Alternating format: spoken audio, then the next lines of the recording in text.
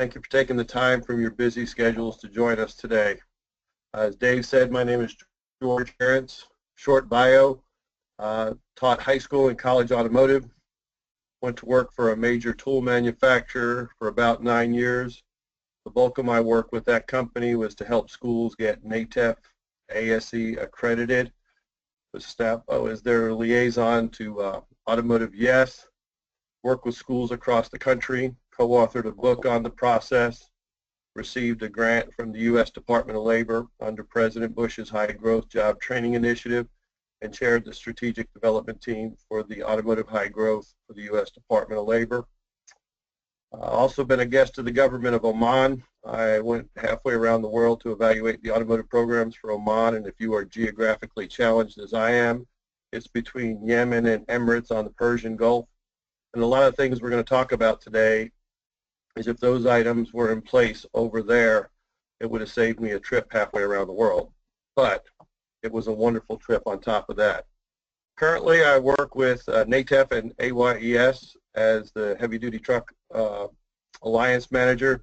My responsibilities is to work with schools to try to help them get NATEF accredited, also to form partnerships with industry partners and industry across the country at both the secondary and post-secondary level.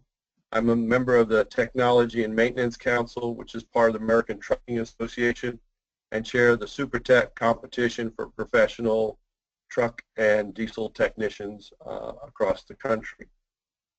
What we really want to talk about today is not advisory committees. We call them advisory committees, but what they really are partnerships.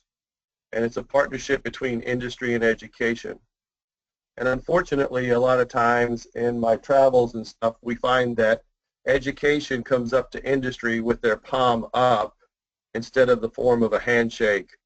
And they're looking for things from industry, not realizing that, let's be honest, industry, whether they're personal or their business, are taxpayers and are already providing funding to the schools in one form or another, and really don't know how their funds are utilized.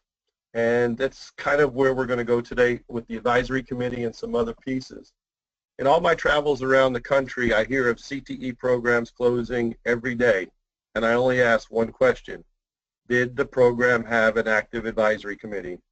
And 100% of the time, the answer is no. If industry doesn't know you're there, they're never going to know you're gone. It's really important to have these committees and have industry involved in your programs, not only for opportunities for your students, but to stay current with technology changes. And many times when I ask people that don't have an advisory committee, I ask why. And they say, well, there's nobody to serve. Well, if there's nobody to serve, then why do we need your program? Kind of scares them every time. What we're going to talk about today, and I want to show you, is different ways to engage people into your advisory committees and who could be potential members, and the value of your advisory committee to you and your programs. Let's start with meetings. We all hate meetings. We've all sat in meetings, and when those meetings were over, many of us said they could have sent an email, they could have done a conference call, or that was a waste of my time. We have to realize that when we invite business and industry to our programs, we shouldn't want to waste their time either. We want to make sure that we are addressing things that are important to them as well as us in education, to make sure that these meetings face-to-face truly have value to everybody invited. Every one of us on this call will not take a chance without insurance. We all have auto insurance, home insurance, life insurance, health insurance, but do you have job insurance? If you have an advisory committee, you do. Because if business and industry is involved in your program and helping making decisions and grow your program, there's nobody going to close your program.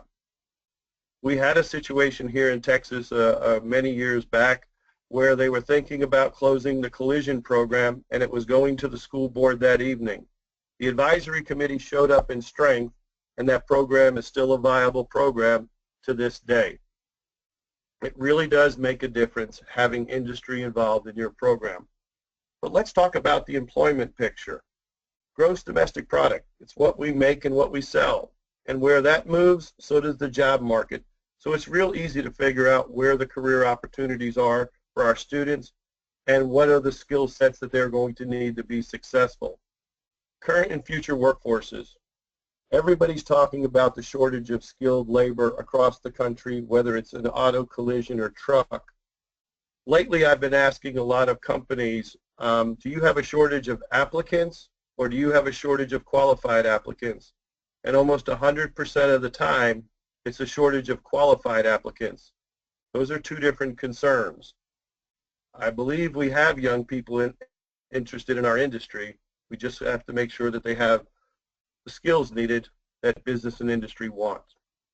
H-1B immigration visas.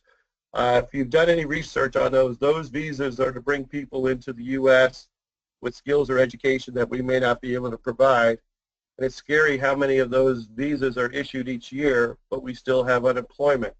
For some reason, industry and education may not be communicating enough to get the points across so that we find opportunities for our people within our borders without bringing people from the outside. Structural unemployment. It's a term economists use.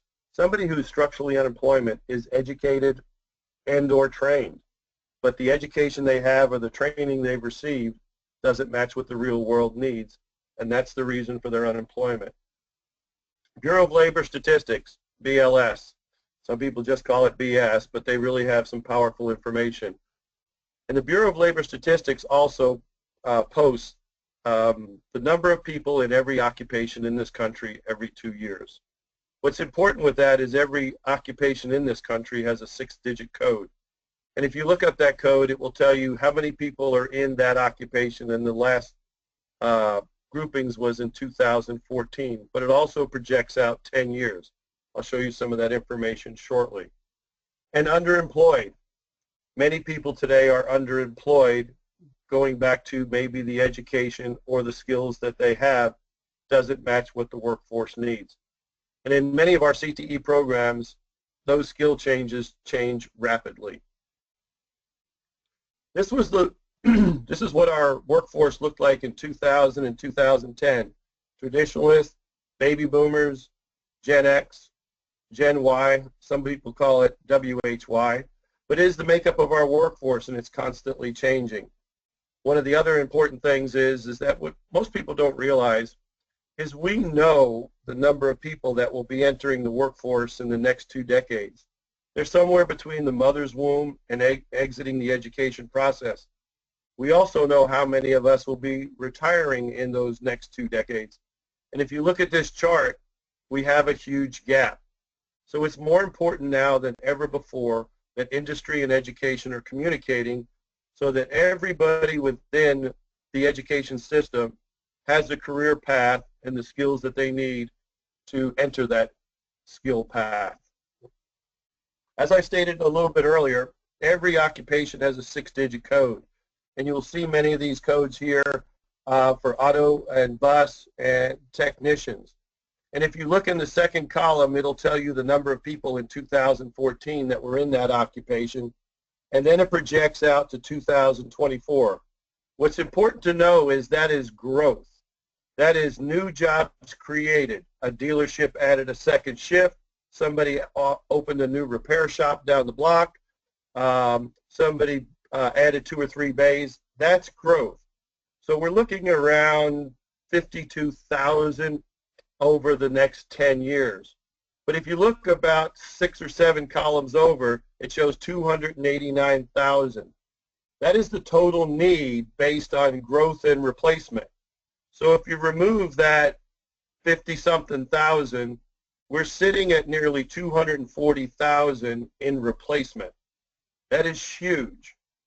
We are in the midst of an aging workforce, and we are going to be experiencing and have already started to experience something that we haven't experienced since World War II, and that's a shortage of people. I'm a baby boomer, and we're retiring at an alarming rate and will for the next 3 decades, and we are going to affect the workforce of the future, and we already have. Industry and education need to be communicating. Also, the Department of Labor puts out how many people are in each occupation and the education required.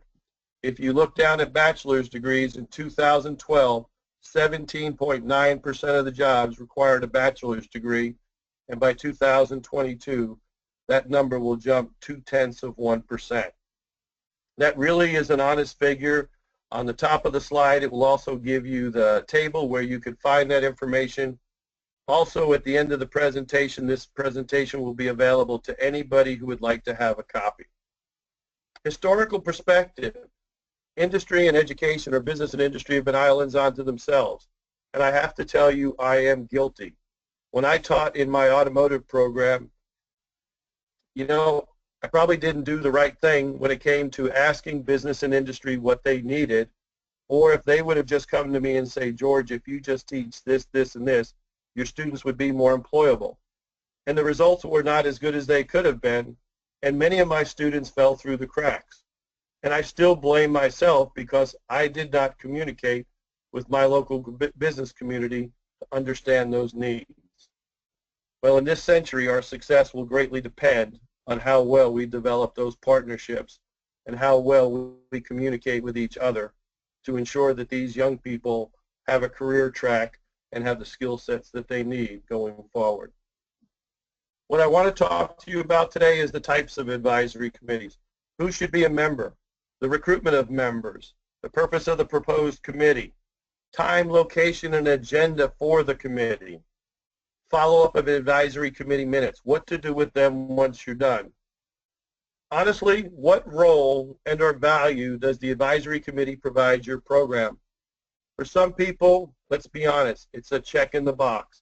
I checked the box, I had an advisory committee meeting, I don't have to worry about doing it again for another 6 months.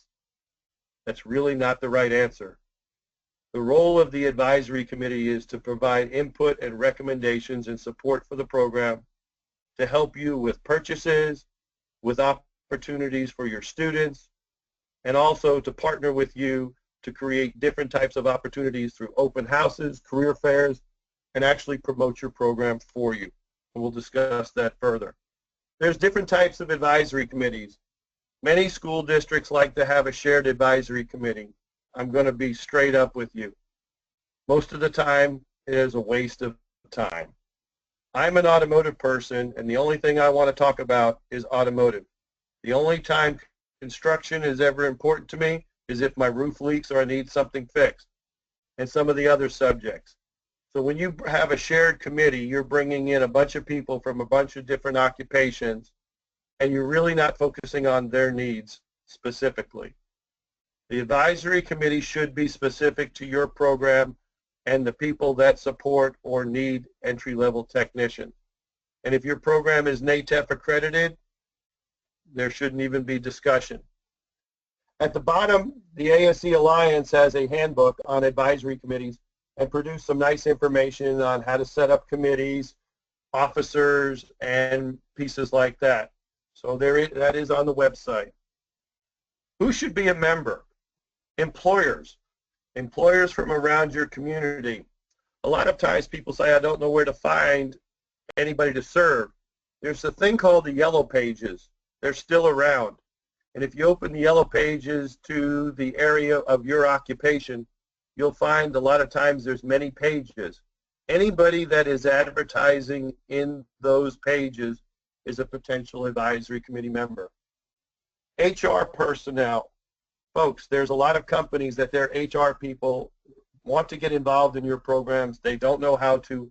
Large corporations that have huge workforce needs. Staffing agencies. They've been involved in many of our programs here in Texas, and they work with their clients to produce shadowing opportunities and internships. Technicians and related occupations. The people who actually perform the jobs that you're teaching to should be on the committee. Parents. Parents of current and former students. Believe it or not, kids still talk to their parents, and there's still some relevant information.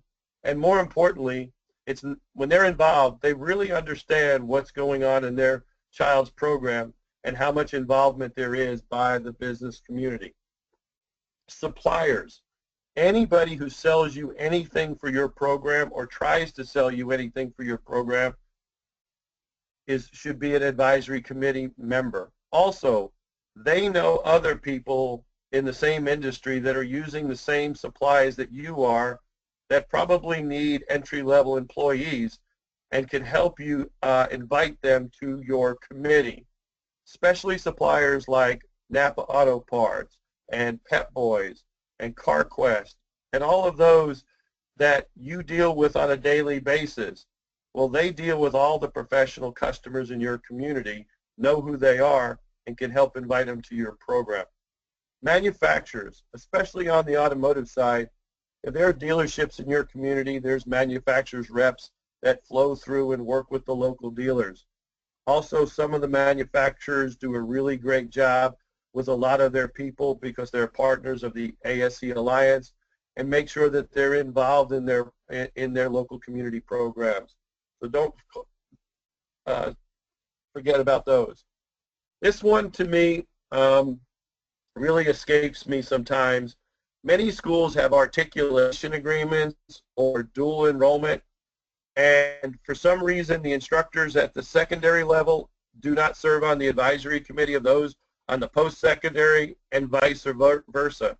If you're truly in a dual enrollment or you're in an articulation, how do you know that you are truly have a seamless transition between one program to the other and the students aren't missing anything along the way? Think about that one. Also, the most important person that will ever serve on your advisory committee are former students. They are the true checks and balances of your program.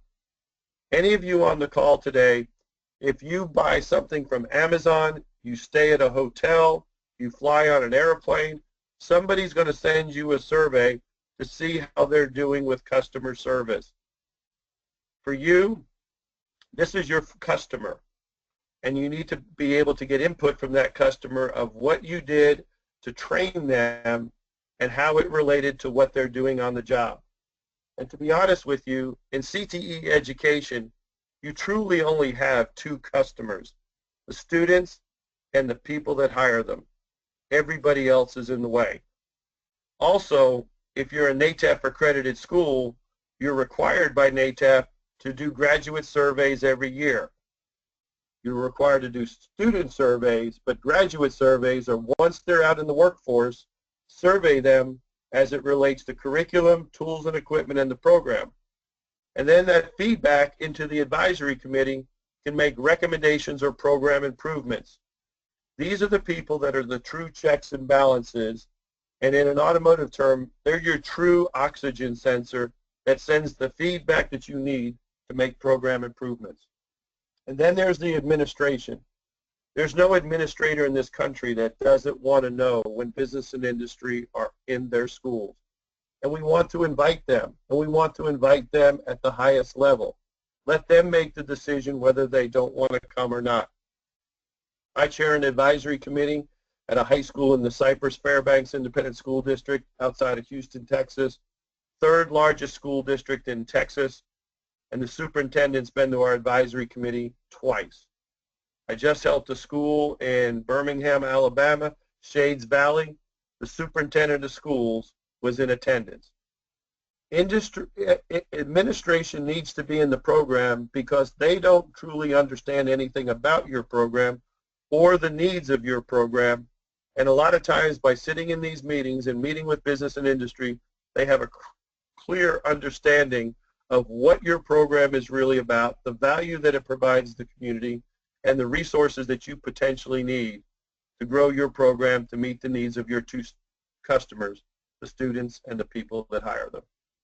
Recruitment of members. For some reason, people still send something out by the U.S. mail.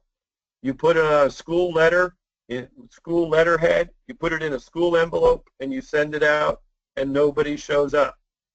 Folks, when business and industry receive anything from a school, they think one of two things. The school wants money or the school wants money.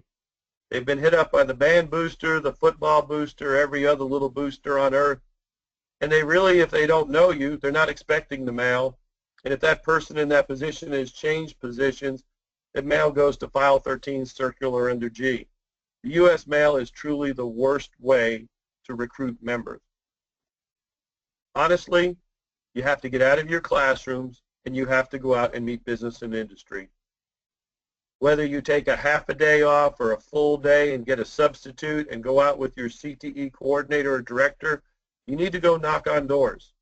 You need to walk through the front door and you need to talk to the person whose name's on the marquee. And you need to introduce yourself. Tell them why you're there.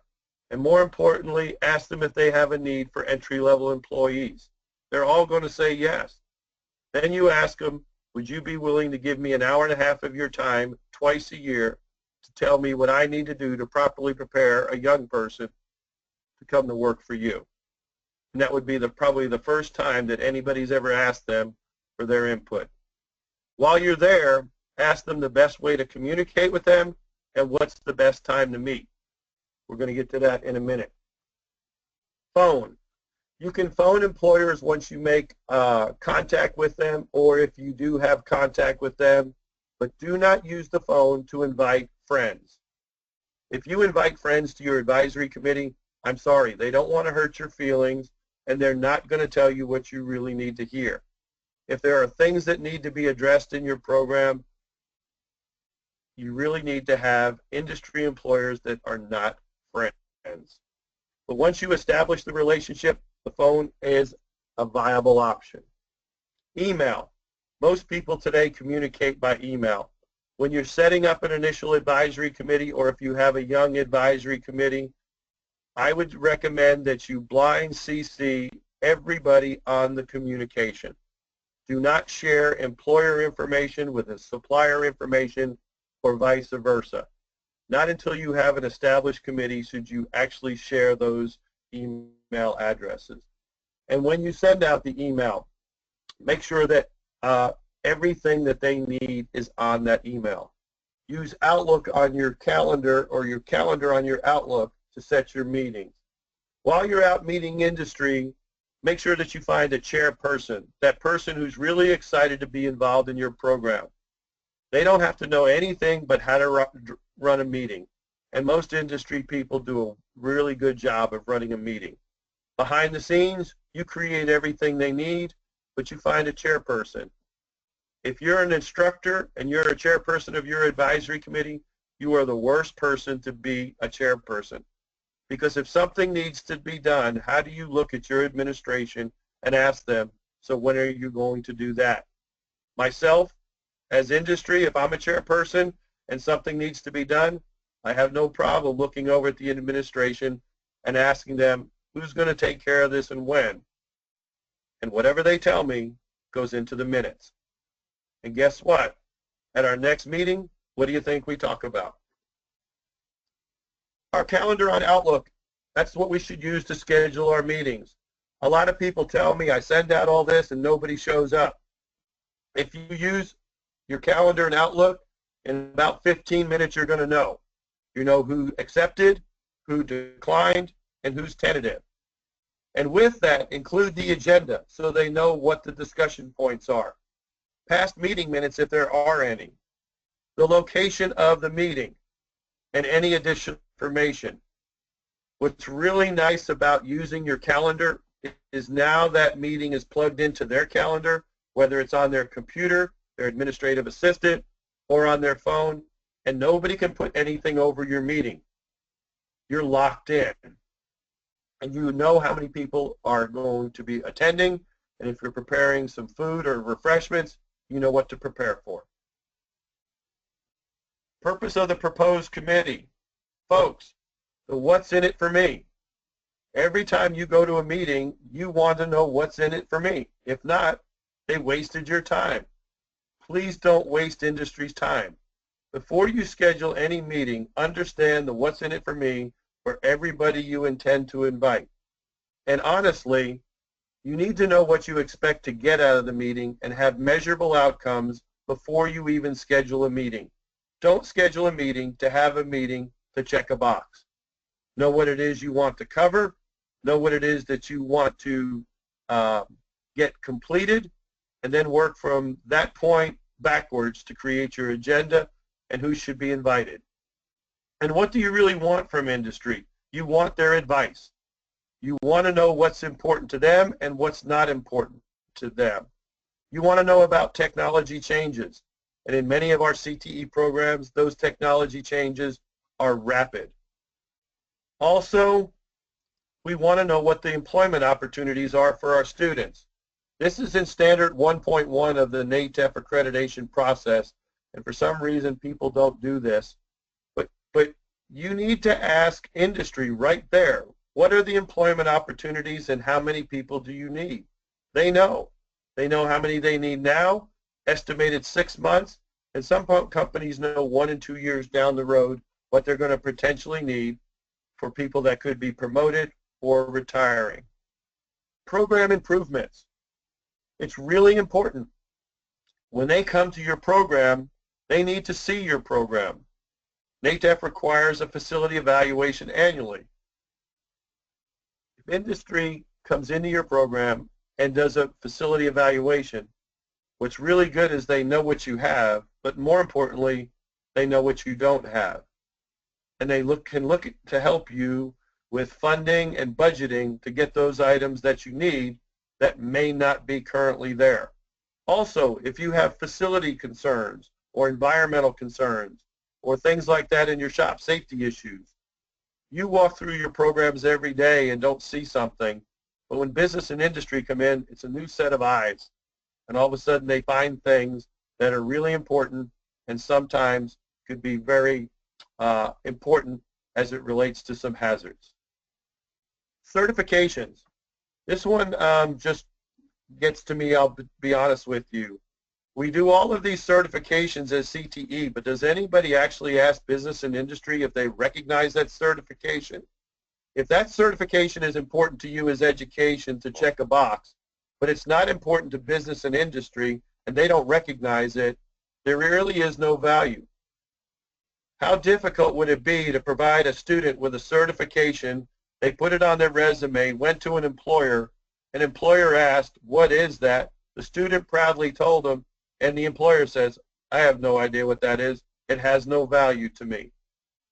Ask business and industry what certifications and credentials are important to them, and those are the ones that you should be seeking for your students to help them in the employment process.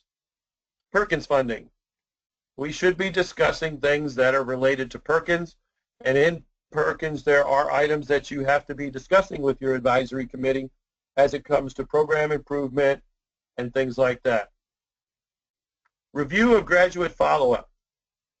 If you're NATEF accredited, you're supposed to be doing it. If you're teaching any CTE program and you're not following up with your graduates to find out how they're doing, then how are you honestly making program improvements?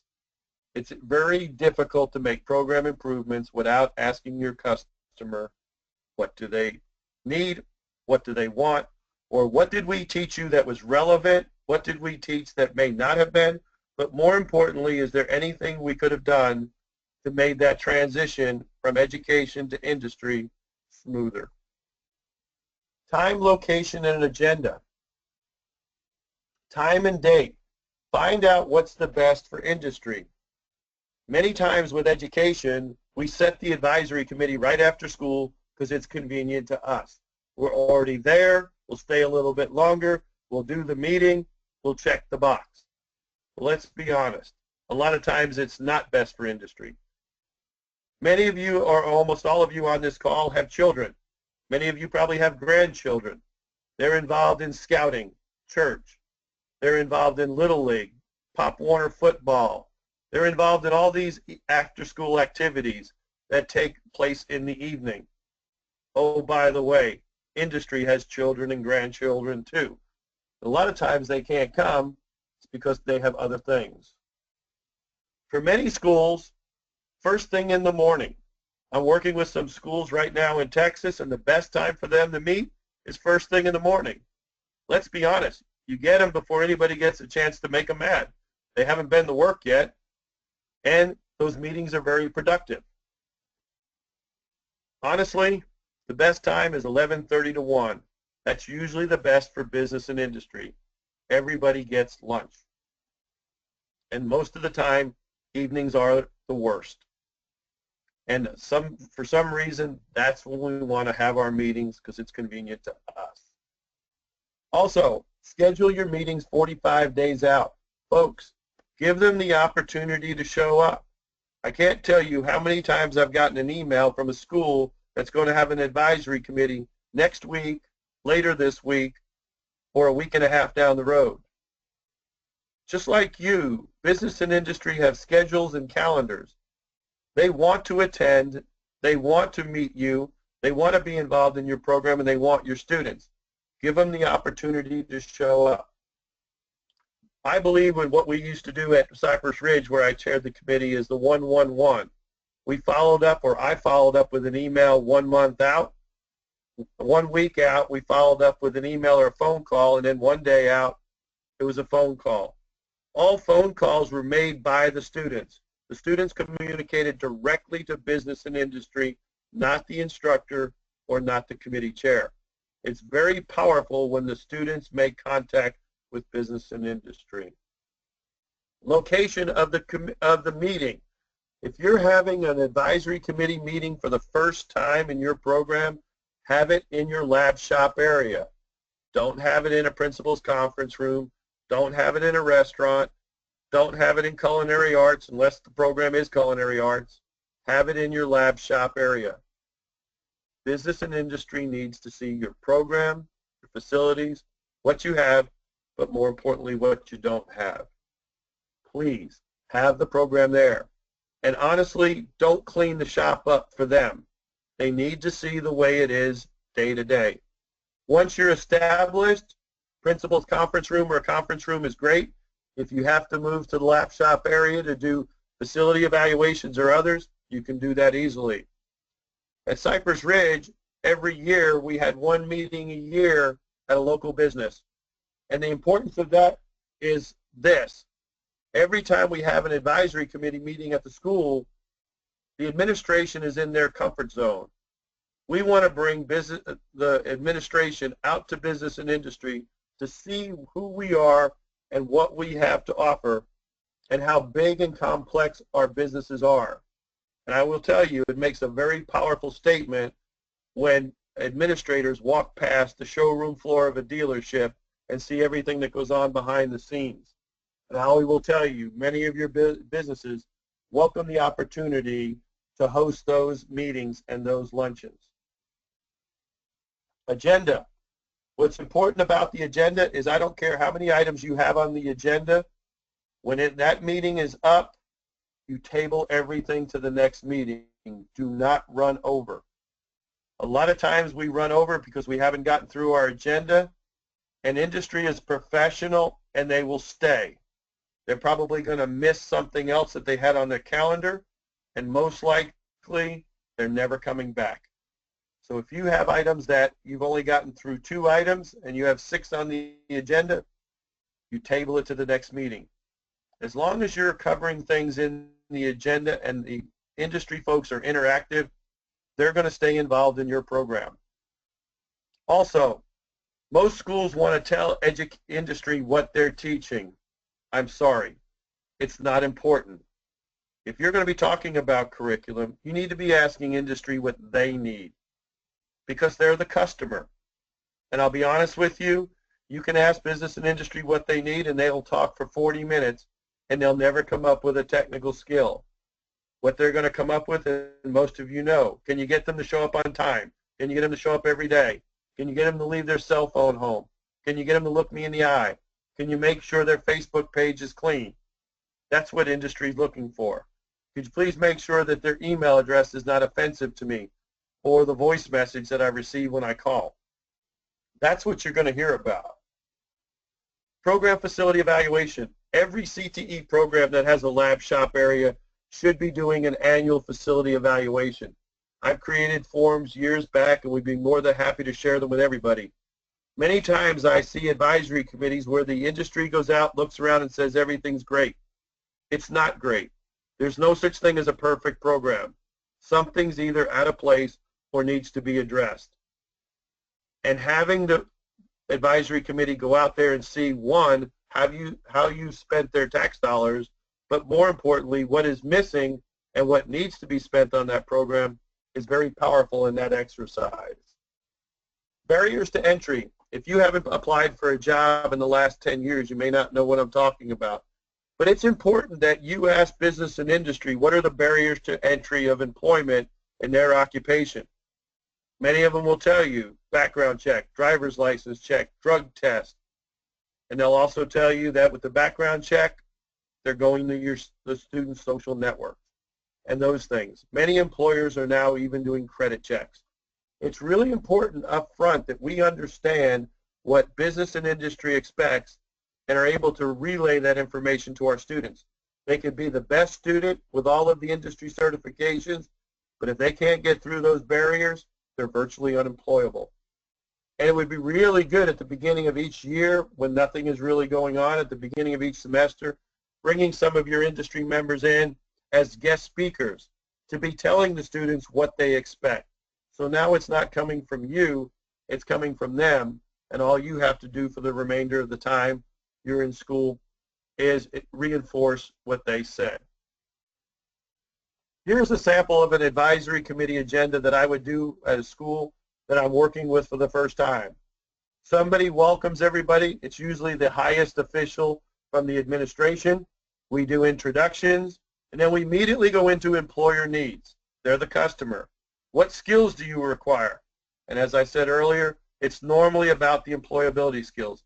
What credentials and certifications do you recognize that are important to you? This is where you discuss the student ASE certifications. Some industry people don't understand it, but once they do, they understand the value of it, that it's a work readiness credential, and it's a very powerful tool to know that your students are earning those credentials, and they will be on the resumes so they know what they're looking for when they see them. Barriers to employment. The next thing is ask them what their staffing needs are. The power in this is allowing the administration to truly understand how important your program is to the community by how many people need your students. They'll do your facility evaluation and bring the committee back and determine what their findings are and put them into the meeting minutes and determine who's going to take care of those things and recommendations. Review the budget. Tell them how you're going to spend their money and what you're going to spend it on. Sometimes you'll find things that you were going to purchase they may already have in their program or their place of business, and they may have 2 or 3 of them and be more than happy to donate one to you.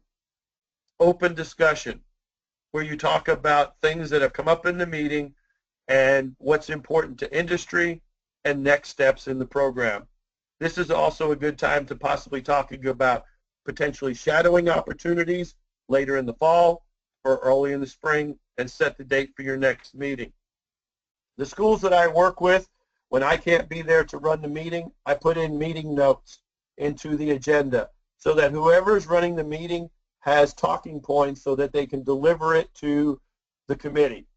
If you have a committee chair and you put these talking points in place, they could walk into the meeting and move along quickly and professionally. This is a copy of one of the pages of a facility evaluation that I've created, and we're looking for specific things: fire safety, eye safety, general shop and equipment, all of those things that are important to your program. Second meeting, welcome, introductions. The first thing we do is review and approve the meeting minutes. We review curriculum, highlights where employers' needs are covered. All those things that the employer said in the first meeting that they need in an entry-level person, this is where you can show them what it is that you're teaching, or now have added to the program, and that shows them that you're listening to what they said and you've actually acted upon it. Discuss if there's anything additional that they need to add in tasks. When you're up for accreditation or reaccreditation, you have a new task list because those task lists have been updated. You should be reviewing your task list with your business and industry folks, with your P1, 2s, or 3s, or high priority group, high priority individual. If you're not, I only ask one question: why? It's not your decision to make what you're going to teach, it's theirs. And if you're teaching MLR, maintenance and light repair, most of the time they're going to want to add tasks for alignment. Most of them are going to want you to do a walk around, which means looking for damage on a vehicle, and they're also going to want you to do some sort of a standardized inspection process. When it comes to additional tasks, I'm going to tell you business and industry wants your students to be able to write a descriptive sentence. If they can't write a descriptive sentence, they're virtually unemployable because a work order is a legal document. And if they can't tell the story, they're not going to make any money in our industry. Time and time again, industry talks about the writing skills and the importance of a writing skill of a technician, but for some reason, we don't teach that skill continuously in our programs on a day-to-day basis with work orders, whether it's electronic work orders and they're typing it in, or it's handwritten. And even if your students are struggling with their writing skills, which we know they do, if they're writing every day on repair orders, you can take those examples and take them to a remedial teacher and have that person help those students do a better job writing. Many of us on this call know the difference between a $60,000 a year technician and an $80,000 a year technician. Most likely is their ability to write a descriptive sentence and tell the story. The next thing we discuss is facility corrections. Any items that we have potentially found in the first meeting that were facility items, they're in the meeting minutes, and where are they? Where are we at? Have they been corrected? Are we working on it? NATEF requires us to do student surveys and graduate surveys annually. We should be summarizing those surveys, and summarizing and telling our business partners what those surveys came up with. Students have some great input, and graduates have some powerful input, and really helps change your program and make your program better by understanding what their needs are or their perspective of your program. And once you complete that summarization, you should be discussing possible recommendations and modifications to your program to address some of those things that are considered viable. And then set on your next meeting or open discussion for more shadowing opportunities or internships. The graduate follow-up, here's a sample of the survey. One of the schools I worked with, Pearland ISD, they took the survey and put it on SurveyMonkey, had all their graduates do it electronically, and then they printed out, on the right-hand side you see a report. They printed out multiple reports that they were able to hand out to the advisory committee, and when the summary was given, they had a takeaway. It's really a powerful tool. Advisory committee minutes. First of all, many schools do a terrible job, I have to admit, on the meeting minutes. Meeting minutes should be, if I didn't attend your meeting and I read your meeting minutes, I should know exactly what happened in those meetings. If I can't, something's missing. There should be somebody who's dedicated to take the meeting minutes. In the NATEF accreditation process, there's no less than 8 items that should be covered by the advisory committee annually, and all of those items should be there. If they're not in the meeting minutes and you're up for accreditation or re-accreditation, and the evaluation team leader reads the minutes and finds those things are missing, they can deny you the opportunity for site visit. Most people also don't realize that re-accreditation is harder than accreditation, because with re-accreditation, there are things that you have to do every year for 5 years. And if you didn't do them, how do you go back and fix something you didn't do 2 years ago? Think about that. Someone needs to take the minutes, and that should be determined prior to the meeting. Detailed minutes. Avoid bullet points or one-liners. Any recommendations, discussions, facility improvements, concerns, or corrections, and reference the person making the statement. This is very powerful, that everybody sees and knows what goes on in the meeting. And then within 2 weeks after the meeting, copies of the meeting minutes should be sent out to all your members, whether they attended or not. And I don't care if it's 2 weeks, 3 weeks, or 4 weeks, but you need to get it out there in a positive time. Also, campus principal or director, if they weren't able to attend, they need to know what was discussed. Career and tech directors, school board members, superintendent's office, a dean, department chair. I can tell you that many school districts where the meeting minutes are sent to the superintendent's office, they are read. Folks, we have to realize that our school board members, our superintendents, and others interact with business and industry in Rotary, Chamber of Commerce, or their personal friends. And we don't want to blindside anybody by not knowing what went on in that meeting with business and industry involved. And the best way to do that is give them the opportunity with the meeting minutes, let them choose to open them or not, or a provost's office in the college. ASE and the Industry Education Alliance has its conference every year, and again in July of this year, we'll be in Concord, North Carolina at the Embassy Suites. It'll be July 23rd through the 26th. Last year we had over 300 instructors, and if you're an instructor or you're an administrator where your instructor needs their required 20 hours of industry training annually, this is the place to come. We have all the training that they would need for auto, collision, and now medium heavy duty truck. We have 60 technical sessions. It's a way for instructors to interact with each other because it's a conference of just instructors. And all the instructors are normally part of the Alliance, either as a NATEF accredited school, an AYES school, or somebody working through the process. Our conference has been dynamic over the last couple of years, and we continue to grow because we ask our Alliance partners and also you as education what we can do to make our conference better. And it is truly a great opportunity for your instructor to meet with other people from around the country and share ideas and best practices. Also, ASE and NATEF have collaborated in a partnership with the Collision Industry Repair Education Foundation. The ICAR Foundation or Collision Industry have been doing career fairs now for the last couple of years, and on your screen is a list of all those career fairs and their dates. What's exciting is not only collision, but automotive students get invited out to these career fairs, and businesses from all over the community are involved in looking at students and to hire them, either start with shadowing or directly into an internship. There's been anywhere from 200 to 600 students participate in each one of these across the country.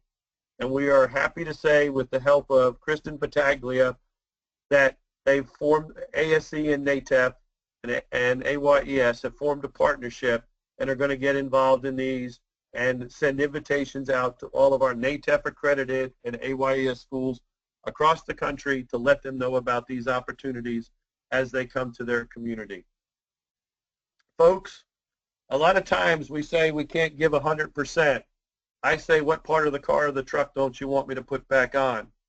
We expect 100% from our students. We need to give 100%. And by giving 100%, we need to get involved with business and industry, and we need to have a quality advisory committee. It is going to be the difference in the makeup of our workforce now and in the future for our country. And this is a fun slide, but people that say they can't give 100%, and even if they just give 99.9%, well, first of all, at 99.9%, doctors would drop 50 newborn babies every day around the world. We would have 1 unsafe hour of drinking water per month. There would be 2 unsafe landings at O'Hare Airport every day. I have 2 million miles on an airplane. I'm sure glad they land every day. 16,000 lost pieces of mail per hour by the post office. I think they do that anyway. 20,000 incorrect drug prescriptions per month. 5,000 incorrect surgical operations per week. 22,000 checks would be deducted from the wrong account daily. And if you're a baby boomer like I am, our heart would fail to beat 32,000 times a year. As I said, this is just a fun slide, but we need to give 100%. Business and industry want to be involved in your programs. They just don't know how. You need to go out and meet them, spend time with them, and give them the opportunity to attend. Consultants, they're highly paid and used by many. Many companies and organizations, government, military, corporations, small businesses, cities and towns, schools and education have consultants, nonprofits, and others, and they pay them a lot of money. Folks, Having an advisory committee is like having consultants and not receiving an invoice. They're right there in your community. They're there to help. They know what they need, they know what they want, and they want to help you prepare young people for the workforce. I want to thank you for your time today, and I hope this was of value, and most importantly, I hope I didn't waste your time. This is a copy of my email address, and the presentation will be available to all. I'll share it with anybody and answer any questions that could be out there. Dave, do you want to jump in? I don't know how we take questions or anything. Yeah, George, thank you, and good presentation. Thanks for the information you shared. So what I've been monitoring is the questions pane and also the attendee pane for raised hands. And so the biggest concern that people have here overall, and I just want to make that clear, is we will contact you since we have your email addresses because you obviously went through the registration process. We'll let you know how you can get your hands on the presentation and how you can access the recorded webinar. So we'll pass that on to you. You should look for that in the next couple of days. We'll have that to you. And other than that, I'm just going to go out now to the audience and see if anybody's got anything on their mind, a question they've got for George at this time. So there's two ways to do it. Enter your question in the questions pane or raise your hand.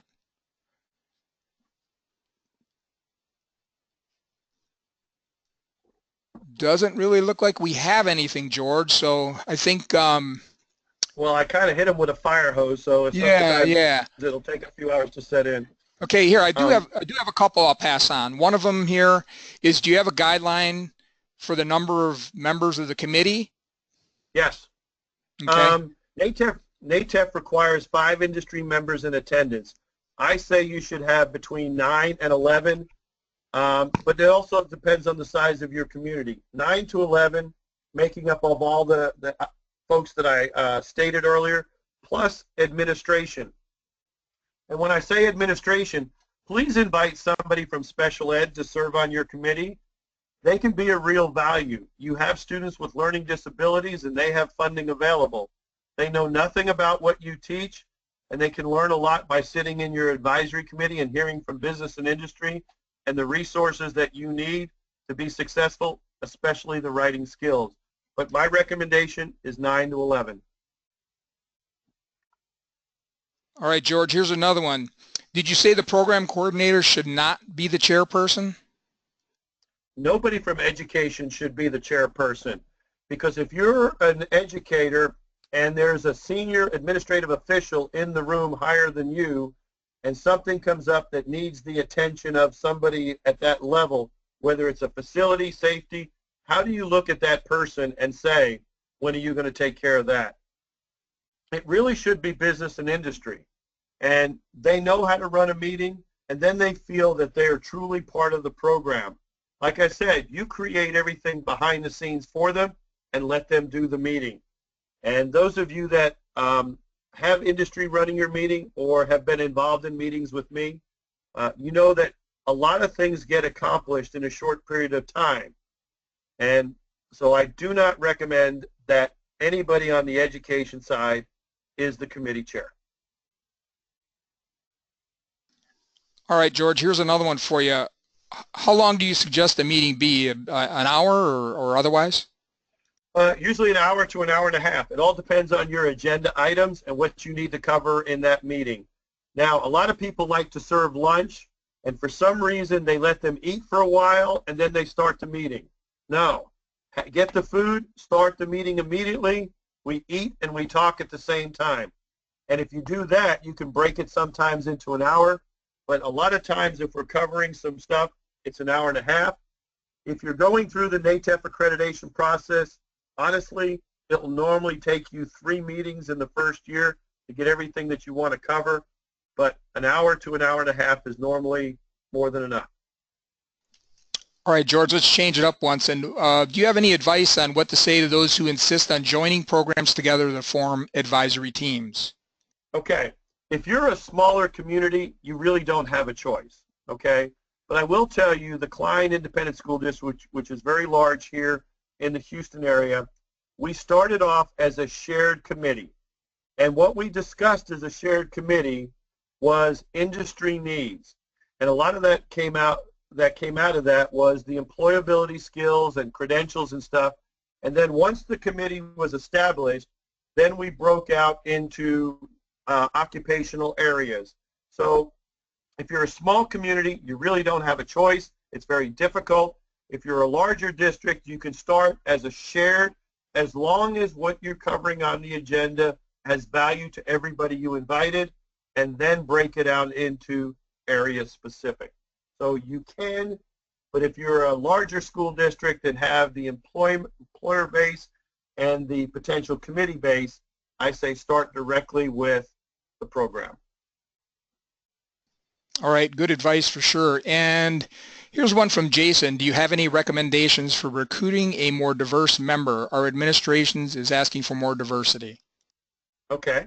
Well, if you go into some of these places of business, you have people, a lot of people in different positions.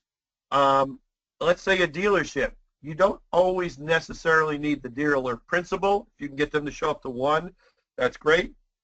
But you could have a shop foreman. You could have a parts and service director.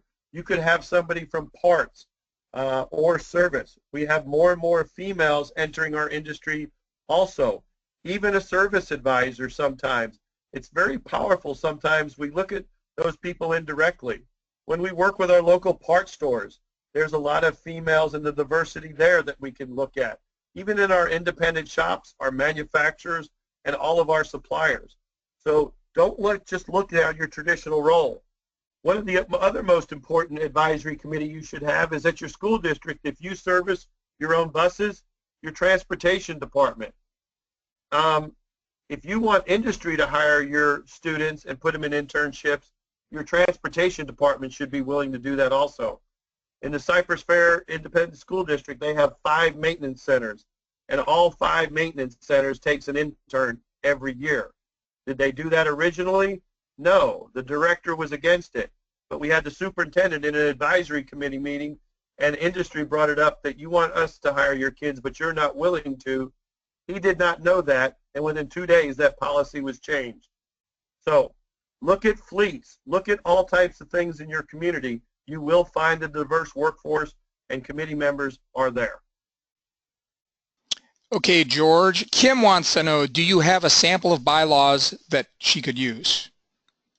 The link to the AYES Alliance Handbook has bylaws in it, yes. And that's part of the presentation, but it's also on the AES website. So if you get a copy of the presentation, you'll have the link. Okay, now this question is from Jacob, and he wants to know, who should I talk to at a dealership owner, shop foreman, service manager, or HR? I have tried manager over service, but have more success getting texts that are graduates of the school. And techs are the program, but I would, if it's a dealership that is owned by an individual and not a group such as Sonic or AutoNation or Group 1, I would start with the dealer principal. Like I said, the name who's on the marquee. That is the business owner and the taxpayer. And they're going to know the needs of their business, and if they need entry-level technicians, even if they can't come, they're going to delegate that responsibility to somebody in their organization. And if they do, make sure you get their contact information so that every time you have an advisory committee meeting, you can send the meeting minutes to that person. And also, if their person that they designated didn't show up, it'll register in the meeting minutes because they'll not be listed.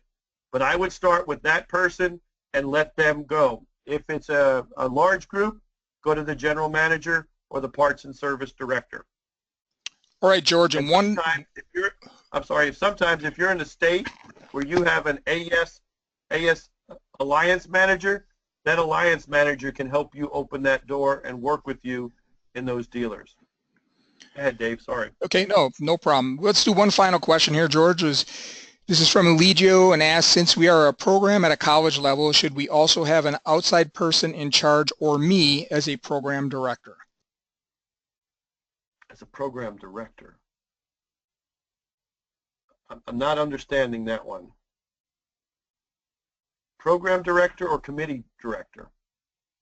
He said program director, but perhaps that's one we can follow up with him offline after the presentation. It's not making sense to me.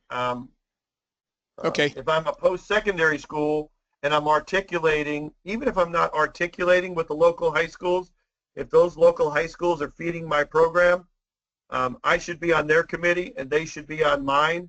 And a lot of times you'll have the same employers, but that's okay because it's the same community.